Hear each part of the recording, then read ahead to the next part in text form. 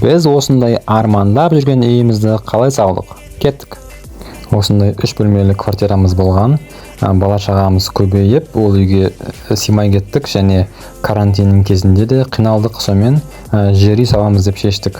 Алдымен өзімізге ұнап жүрген районнан жер іздедік және өзімізге тиімді бағада таптық. Сол кезде осындай проекттер хит болған. Бізге осы проект ұнады. Планды да өзіміз сыздық, бөлмелердің бәрін өзімізге ыңғайлы етіп сыздық. Сонымен ұзаққа бармай, бірден ол жерімізге порода төсеп, жерге фундамент құя бастадық.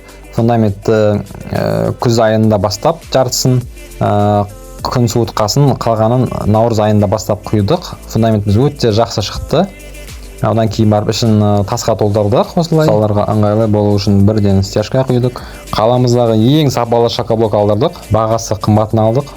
Сөйтіп өре бастадық. Ұстамыз өте сапалы болды. Көп ұзатпай үйді көтеріп тастады.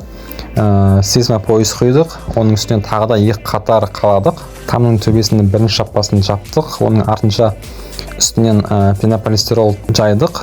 Ол дегеніміз пенобетонның қалдықтары. Қыста жылы, жаздың күні салқын болады. Міне осындай материалдар өте жеңіл бұл.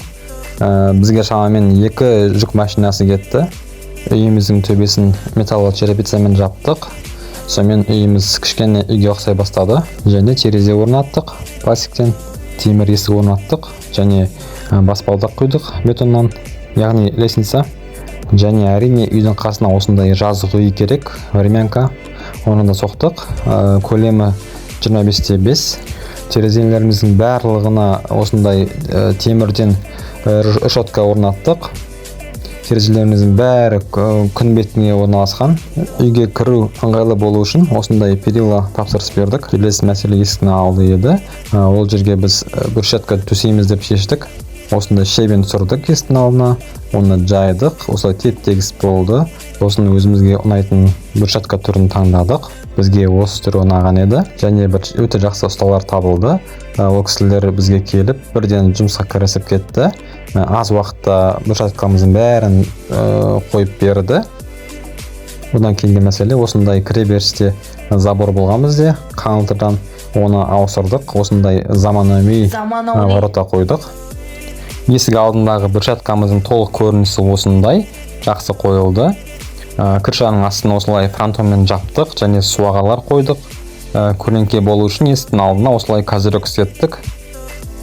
Одан кейін времянканың сыртын сылап, есік терезе қойдық. Ары қарай үйдің ішкі бөлмелерін көруге кеттік. Мынау холл, коридор. Сол жағымызда бұл зал болады.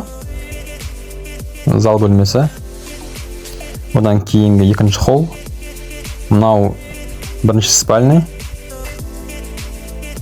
Мынау балалар бөлмесі. Қасындағы қыздар бөлмесі. Қыз балалардың бөлмесі. Мынау екінші спальный.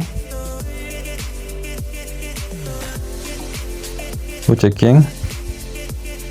Ал мынау ванная комната, әрі санузел. Мұнда кухня плюс гостиная.